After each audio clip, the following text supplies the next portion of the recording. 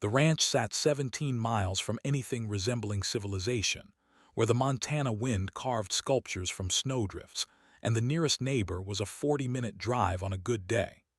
Hank Dreyer had worked this land for 32 years, and he'd seen storms that could bury a barn in 6 hours, but nothing quite like the blizzard that rolled in that January morning. The sky turned the color of old concrete, and the wind howled with a voice that seemed almost human. By noon, the private airstrip he maintained at the edge of his property had disappeared under 3 feet of powder. He should have left it alone, should have stayed inside with coffee and the wood stove. But Hank had learned long ago that when something needed doing, you didn't wait for permission or perfect conditions. He fired up the ancient John Deere with the plow attachment, black smoke coughing from the exhaust, and began the methodical work of clearing 1,500 meters of packed snow. The wind fought him for every inch. Ice crystals stung his face like thrown sand. His hands went numb inside his gloves after the first hour, but he kept going, carving a dark runway through the white wilderness. By the time he finished, the sun was already setting behind the mountain range, painting the storm clouds in shades of bruised purple and dying orange. He didn't know why he'd done it. Some instinct, maybe. Some feeling in his gut that whispered about preparedness. Hank was halfway through a reheated pot roast when he heard it. Not the wind this time. Something deeper. Something that made the windows rattle in their frames and sent his dog scrambling under the kitchen table. He stepped onto the porch, squinting into the darkness and swirling snow, and that's when he saw the lights. Red and green against the storm, descending at an angle that seemed all wrong, too steep, too fast. The sound grew louder, a thunderous roar that drowned out everything else. A C-17 Globemaster materialized from the clouds like a gray whale breaching from deep water, its massive form impossibly close, landing gear extended, flaps down, engines screaming in reverse thrust as it slammed onto his freshly cleared runway. The impact sent up plumes of snow that looked like explosions in the darkness. The aircraft's weight made the frozen ground shudder. Hank watched, motionless, as the massive transport rolled to a stop just 50 meters from where his runway ended in a field of boulders and sage brush. The engines wound down but didn't shut off completely, just throttled to an idle that rumbled like distant thunder. No radio call, no explanation. Just a fully loaded military cargo plane sitting on his ranch in the middle of nowhere, during a blizzard that had shut down every airport within 200 miles. He waited for someone to emerge to explain, to tell him this was some kind of emergency. But the cargo ramp stayed closed, and the only movement was snow devils dancing in the prop wash. Hank stood on his porch for 20 minutes, watching, until the cold drove him back inside. He poured himself 3 fingers of whiskey and sat at his kitchen window, staring at the massive silhouette on his runway. The dog wouldn't come out from under the table. The call came at 0430, ripping Colonel Marcus Tate from the kind of sleep that never quite reaches rest. The voice on the other end belonged to someone at NORTHCOM who sounded too awake for that hour, which meant whatever was happening had already been happening for a while. "Sir, we have a situation with Ghost 7 actual. Aircraft went off the grid approximately 6 hours ago during a training exercise. Last known position was over Montana wilderness. Weather is catastrophic. Search and rescue can't get airborne until the storm clears." Tate was already pulling on his uniform, phone wedged between shoulder and ear. Define off the grid. Complete communications blackout. No transponder, no radio contact, like she vanished. The controller paused. "Sir, the pilot is Major Cale Strand." The name stopped Tate mid-motion, one boot on, one still in his hand. Cale Strand. Of course it was. He should have known before they said it. Should have felt it in his bones the moment the phone rang. Duration of exercise: 72-hour solo navigation and equipment stress test. She was supposed to check in every 6 hours, missed the last 3 check-ins. Tate finished dressing in silence, his mind already running through protocols, possibilities, and the very specific complications that came with Cale Strand disappearing in a cargo plane during a blizzard. She wasn't just any pilot. She was a legend wrapped in controversy, a name that drew both reverence and skepticism in equal measure. Some people whispered she was the best transport pilot the Air Force had ever produced. Others said she was reckless, that her record was built on luck and violations nobody wanted to document. Tate had served with her in Afghanistan. He knew the truth was more complicated than either narrative. "Get me everything," he said. "Flight plan, weather data, satellite imagery if we have it, and find out why it took 6 hours for someone to notice we'd lost a C-17.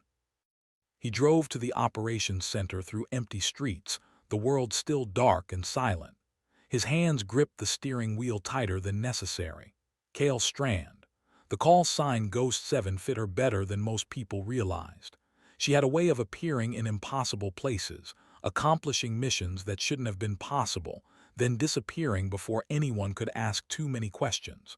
4 combat deployments. 3 distinguished flying crosses. A reputation that made some commanders refuse to work with her, and others request her specifically for the jobs nobody else wanted. The operations center hummed with controlled chaos when he arrived. Screens displayed weather radar showing a storm system that looked like a white hurricane consuming half of Montana. Communications specialists worked phones and computers, trying to raise any signal from Ghost 7 Actual. Tate found the duty officer standing over a map table, tracking aircraft positions with practiced efficiency. "Show me her last known position." The officer pointed to coordinates in the Bitterroot Range.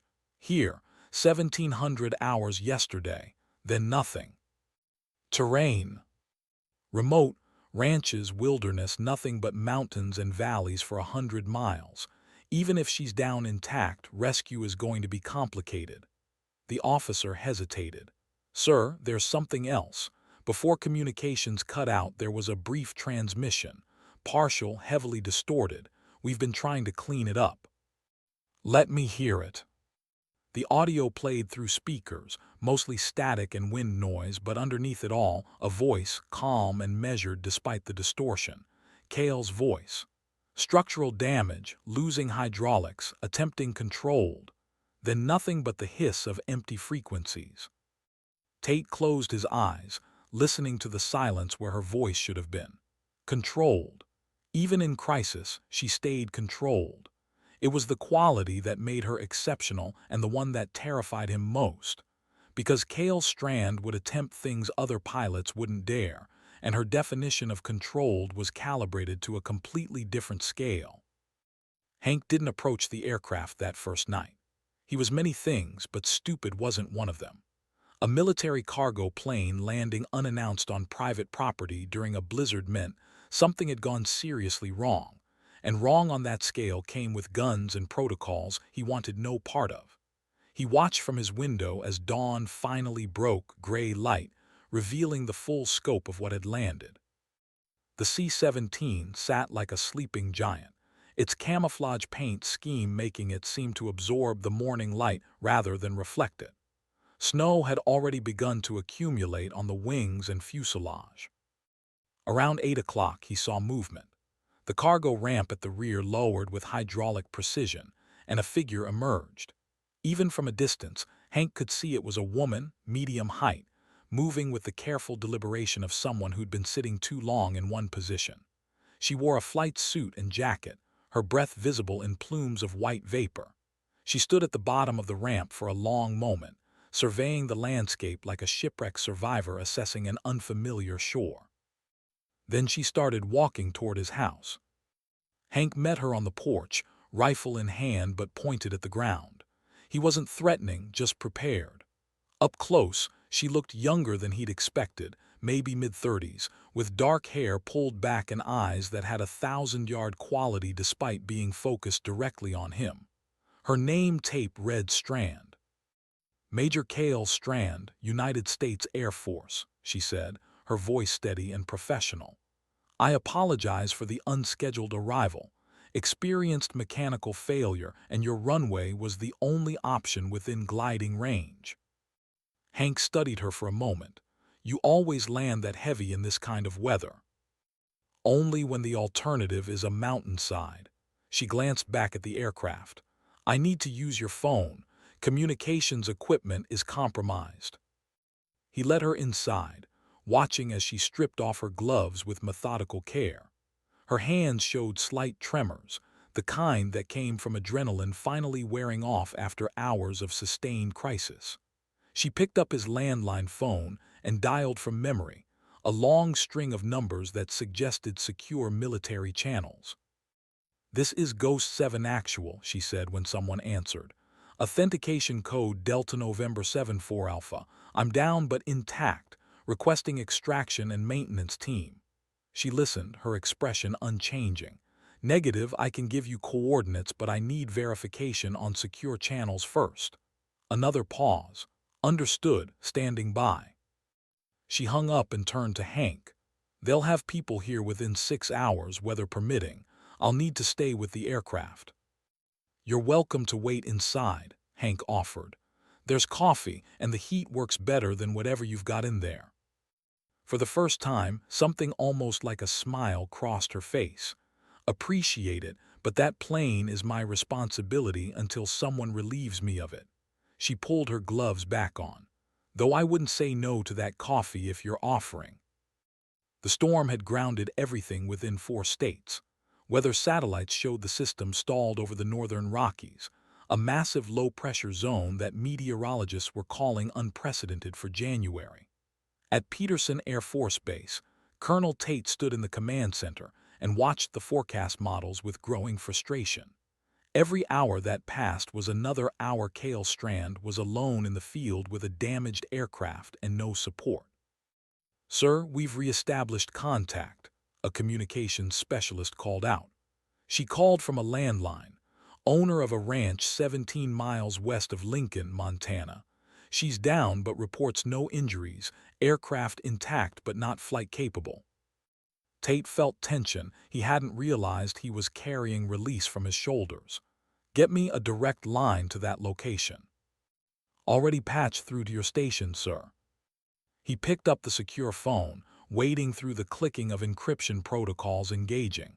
Then her voice came through, clear and unmistakable despite the faint static. "Ghost 7 Actual. Major Strand, this is Colonel Tate. What's your situation?" "Sir?" Her tone held relief she didn't quite manage to hide. "Hydraulic failure in primary and secondary systems. Lost flight controls at Angels 12 and managed to set down on private property. Airframe is intact, but I'm not moving this bird without significant maintenance support." "Injuries, stress factors?" "Negative on injuries. Stress factors minimal," which coming from Cale meant she'd probably been terrified but functioned through it anyway. "I have shelter available courtesy of the landowner. Aircraft is secure." Tate pulled up the weather display. "Storm isn't clearing for another 48 hours minimum. I'm going to have to leave you in place until we can get a recovery team in safely." "Understood, sir. I'm not going anywhere." "Cale," he dropped the formal rank, let his voice carry the weight of their history. "You did good. Putting that plane down in one piece in this weather is something most pilots couldn't pull off." There was a pause on the line. "Just doing the job, sir." "Yeah, well, some people do the job and some people make the impossible look routine. You stay safe out there." "Yes, sir." He hung up and stared at the map showing her position, a single point of light in a vast expanse of white. Cale Strand had always been like that, a solitary beacon in situations that would break most people. He just hoped this time she hadn't pushed her luck too far. Hank brought coffee in a thermos that had seen better decades, along with sandwiches wrapped in wax paper. He found Cale doing a walk-around inspection of the C-17, examining landing gear and control surfaces with the focused attention of a surgeon checking sutures. She accepted the food with a nod of thanks and ate standing up, never taking her eyes off the aircraft for more than a few seconds. "How long you been flying these?" Hank asked, curiosity getting the better of his usual reticence. 12 years. She ran a hand along the fuselage, an unconscious gesture of affection. 6,000 hours in type. She's a reliable bird when you treat her right. What happened? Cale was quiet for a moment, weighing how much to share with a civilian. Training exercise went wrong. Lost hydraulics, lost most of my instruments. Had about 3 minutes to find a place to put down before I lost control entirely. She looked at his cleared runway. You saved my life clearing that strip. Another 10 miles and I would have been setting down in open terrain, probably wouldn't have walked away. Hank felt something cold settle in his chest. I just had a feeling, seemed like the thing to do. Well, I'm grateful for your feelings. She took another bite of sandwich. This is good. Real food tastes different when you've been living on MREs for 3 days. They stood in companionable silence, watching snow begin to fall again in lazy spirals. Somewhere in the distance, a coyote called, the sound carrying across the frozen landscape. Hank studied the pilot beside him, nodding the way she kept scanning the horizon, the practiced alertness that never quite shut off. She had the look of someone who'd seen things, done things, and carried the weight of them without complaint. You military people always this calm after almost dying? He asked. Cale's laugh was brief and genuine. Only the ones who have done it enough times to know panic doesn't help. She met his eyes. But between you and me, I was scared as hell up there. Just didn't have time to think about it until after I was on the ground. It was the most honest thing she'd said since arriving, and Hank respected her for it. Well, you're welcome to use the house, the barn, whatever you need while you're here. Storm like this, we might all be stuck for a while. Appreciate it.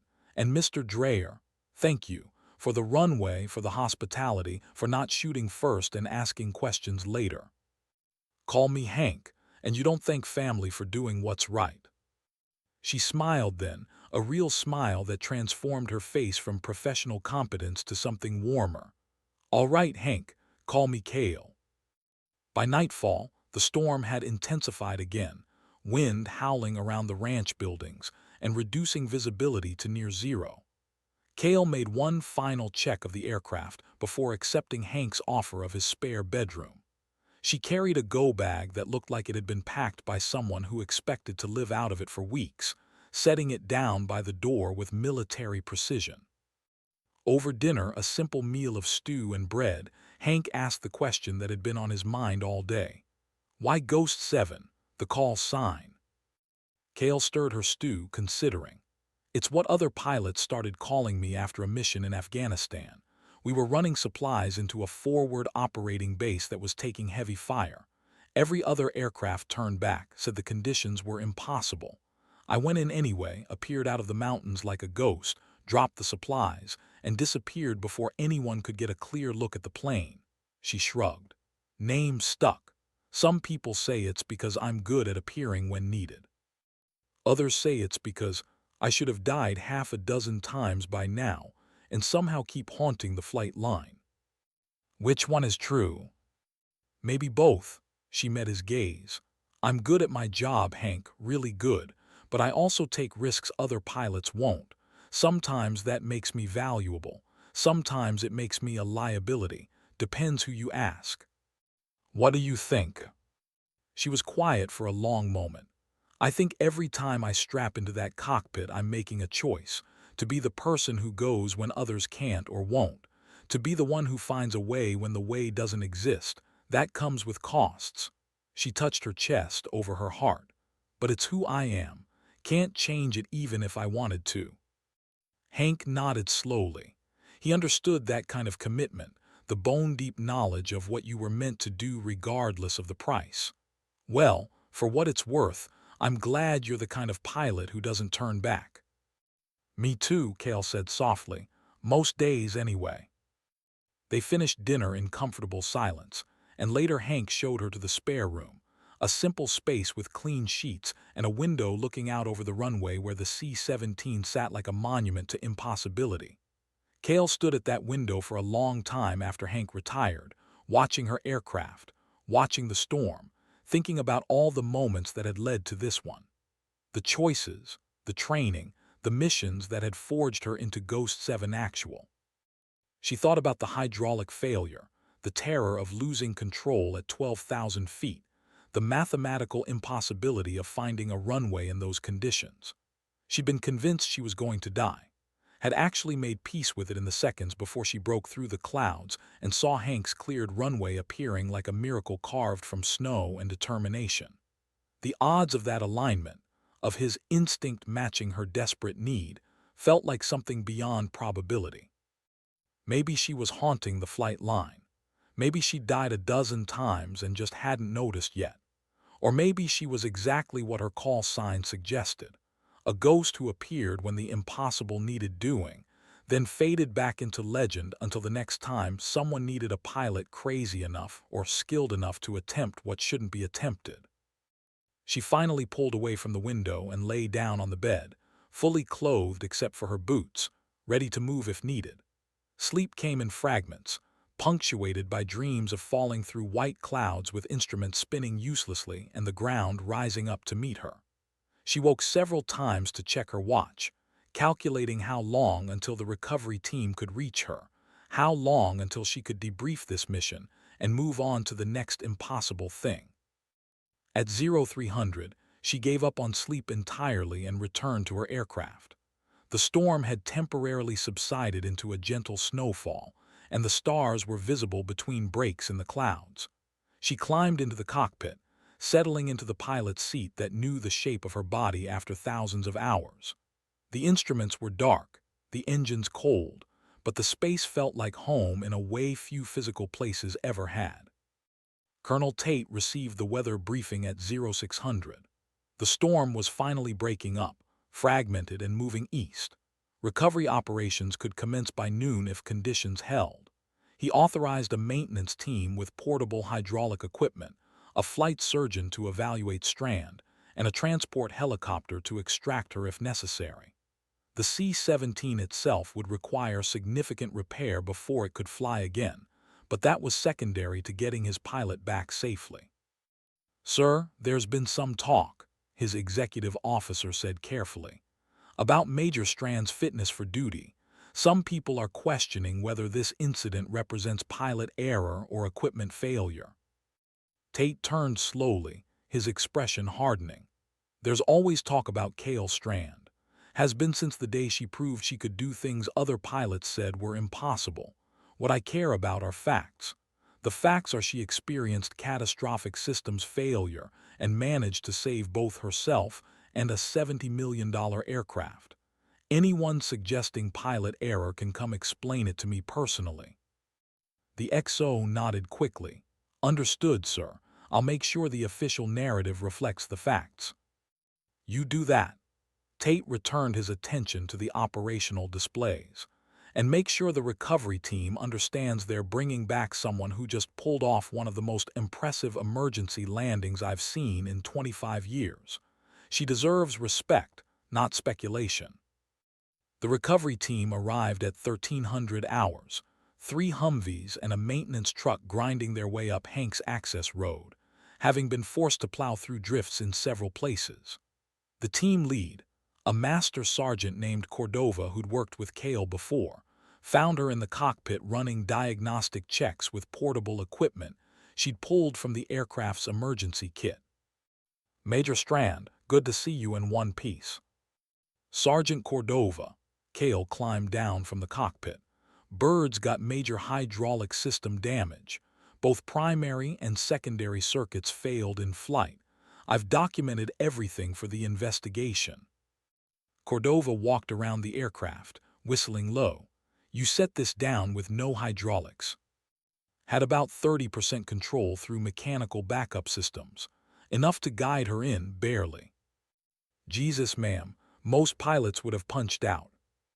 Cale's expression was unreadable. "Most pilots don't spend 12 years learning every backup system and emergency procedure until they can operate them in their sleep. And most pilots don't get lucky enough to find a cleared runway in a blizzard." She glanced toward the house where Hank stood watching from his porch. That man saved my life by following his instincts. Make sure that gets into the official report." "Yes, ma'am." The maintenance team swarmed over the aircraft, and Kale spent the next 3 hours walking them through every system failure, every decision point, every adaptation she'd made to keep flying when the aircraft wanted to fall. Her debriefing was exhaustive, technical, and delivered with the kind of precision that left no room for questions about her competence or judgment. When Colonel Tate arrived by helicopter at 1600 hours, he found Kale standing beside her aircraft, refusing to leave until the maintenance team had completed their initial assessment. She saluted when he approached, her posture perfect despite obvious fatigue.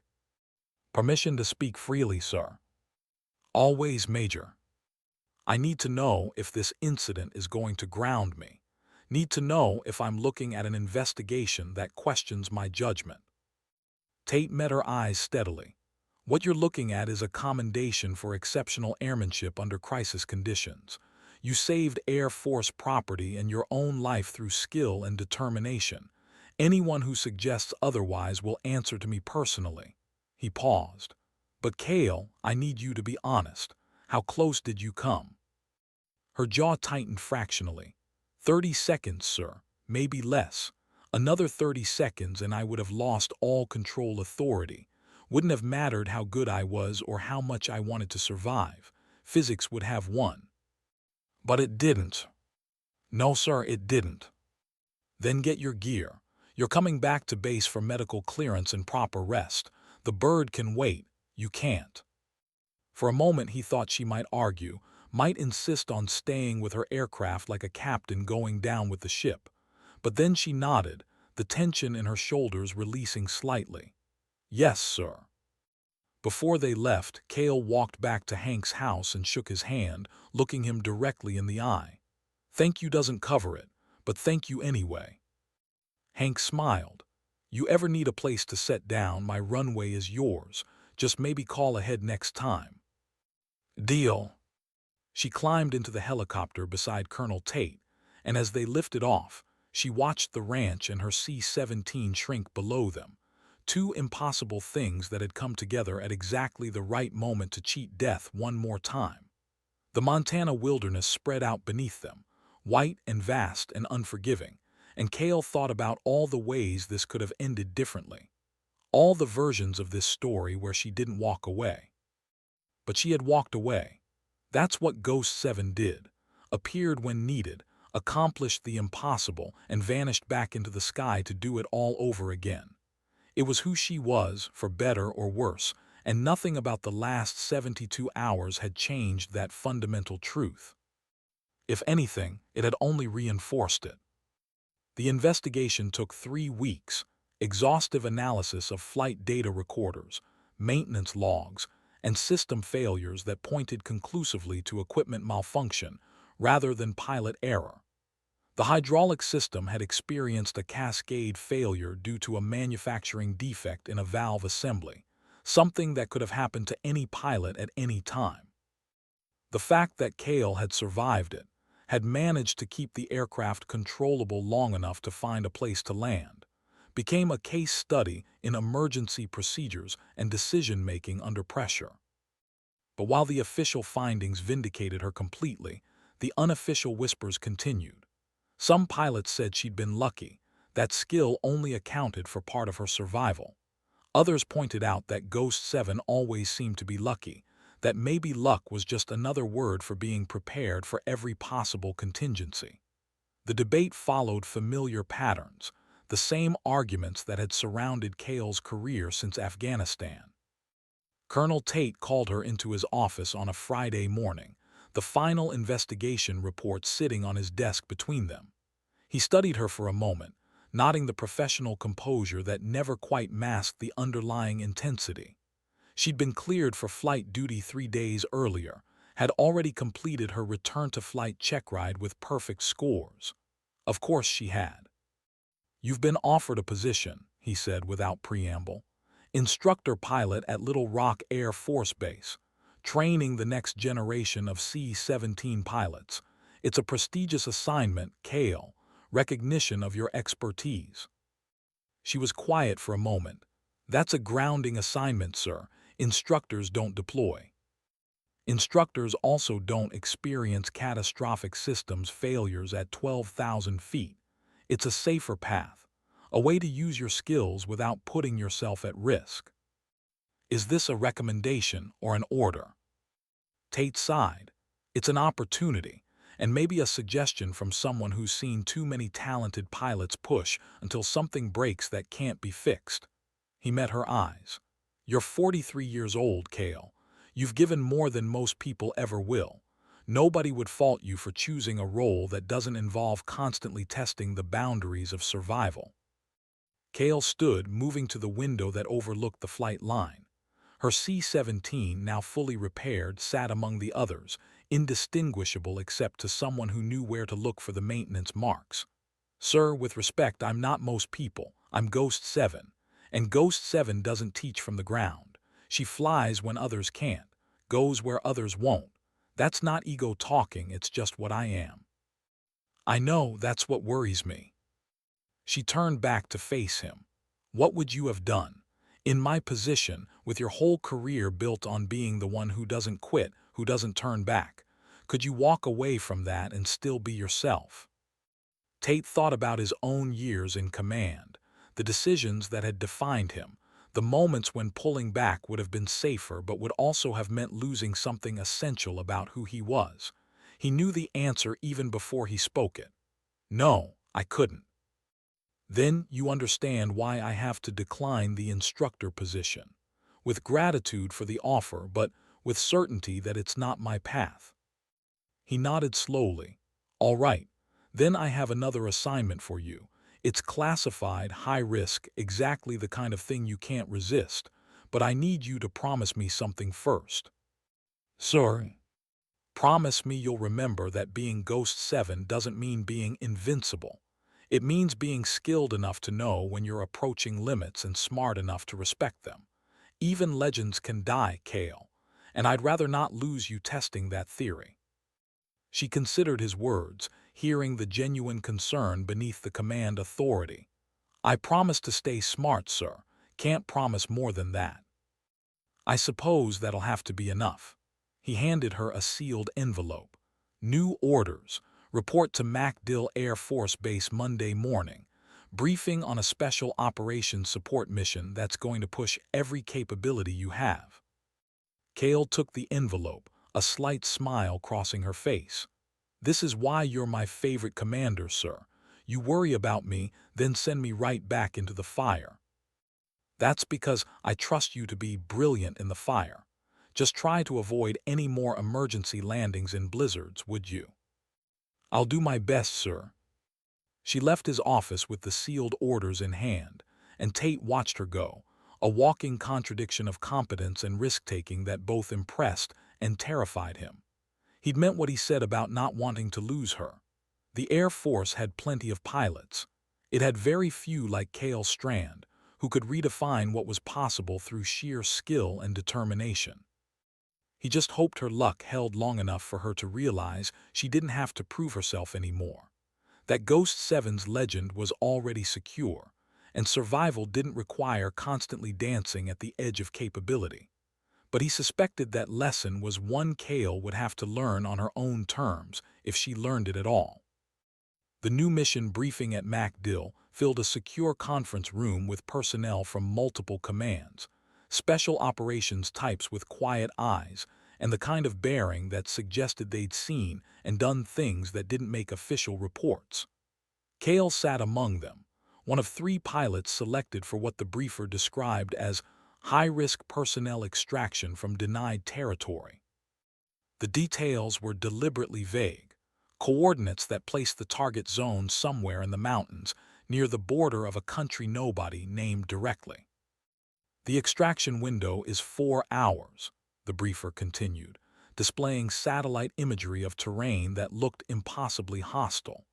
Weather conditions are expected to be marginal at best.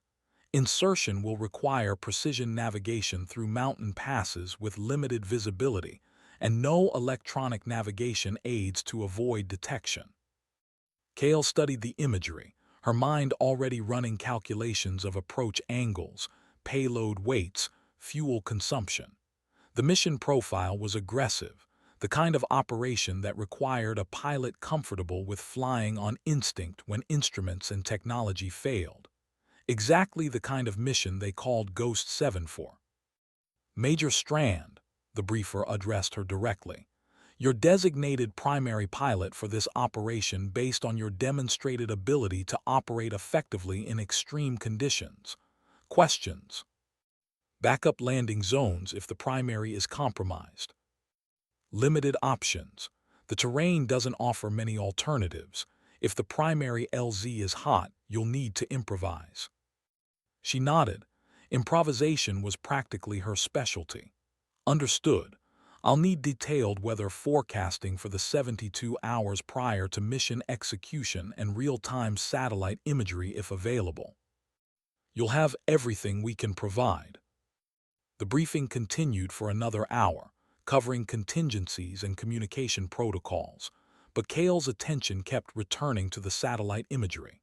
The target zone reminded her of Afghanistan, the same kind of hostile terrain where margins for error disappeared and every decision carried disproportionate consequences. It was exactly the kind of challenge that made her blood sing, that reminded her why she'd become a pilot in the first place. After the briefing, one of the special operations officers approached her, a Marine colonel with gray at his temples and scars that told stories without words. Major Strand, I've heard about your record. The mission in Helmand Province, the extraction from Syria, and what happened in Montana. You've got a reputation for pulling off miracles. I prefer to think of them as calculated risks that worked out. Call them whatever you want. I'm just glad you're flying this one. My people are depending on someone who won't quit when things get complicated. They'll get home, Colonel, that's a promise. He studied her for a moment, then extended his hand. I believe you. Good hunting, Ghost 7. The next 2 weeks were preparation, flight simulations in conditions that mimicked the target environment, studying every weather pattern and terrain feature until Kale could navigate the route in her sleep. She flew training missions with her co-pilot, a capable but relatively inexperienced captain named Martinez who looked at Kale with barely concealed awe that she found both flattering and concerning.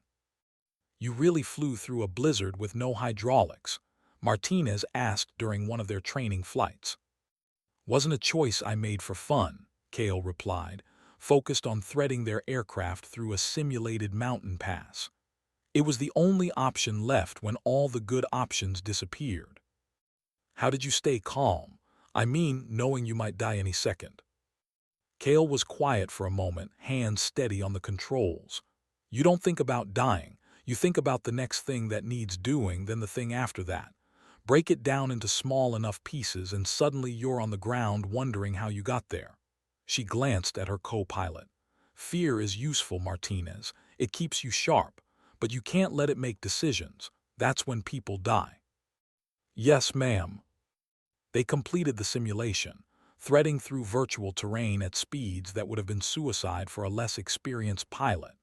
When they landed, Martinez was pale but exhilarated, and Kale felt the familiar satisfaction of passing knowledge to the next generation even as she declined the formal instructor position.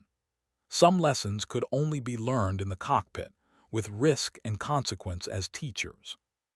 The mission launched on a Tuesday night, wheels up at 2200 hours under a moonless sky. Kale flew with all external lights dark, navigation systems operating in minimal signature mode, threading through international airspace on a route designed to avoid radar coverage and satellite observation windows. Martinez sat in the right seat, managing systems and communications while Kale focused on the flying. They crossed into denied territory at 0130, descending to low altitude where radar coverage was weakest and terrain masking provided concealment. The mountains rose around them like black teeth against a slightly less black sky, and Kale flew by instruments and instinct, feeling the air currents, sensing the proximity of rock faces that never appeared on displays until it was almost too late. Ghost 7 Actual, this is Overwatch. You are 15 minutes from primary LZ. Weather is deteriorating. Ground team reports enemy patrol activity in the area. Kale's voice was calm on the radio. Overwatch, copy all, proceeding to primary LZ. Martinez shot her a look. Ma'am, if there are enemy patrols. Then we fly quiet, land fast, and get out before they can respond. That's the mission. She adjusted their approach vector, bleeding off altitude in a controlled descent. Check that the cargo ramp is ready for quick egress. We won't have time for delays. Yes, ma'am. The primary LZ.